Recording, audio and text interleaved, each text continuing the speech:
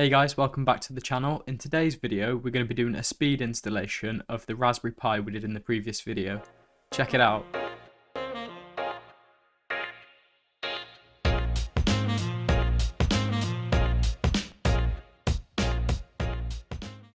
So for this installation, you're going to need a Raspberry Pi 4, an SD card, an SD card reader, an Ethernet cable, and a power supply for your Raspberry Pi.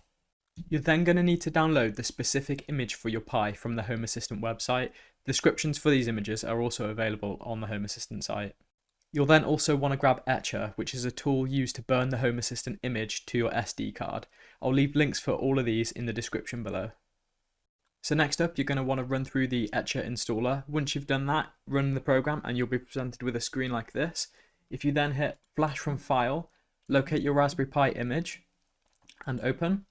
You then want to select your SD card as the target and hit select and then flash. If you hit the subscribe button below, it might go a bit faster.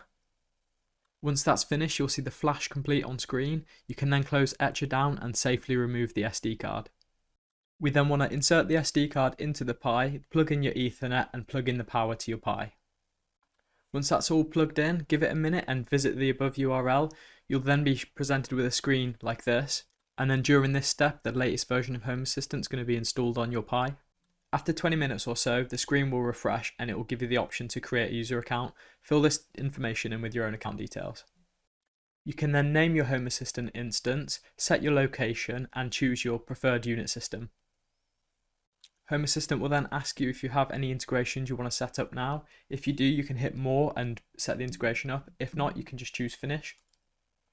Choosing finish will then take us to our first Lovelace dashboard. If you are stuck or struggling with anything, let me know in the comments below and I'll help you out as best as I can. I did also create this much longer video where I covered this setup in more detail. If this video has helped you out, then give it a like and consider subscribing. And I'll catch you in the next one.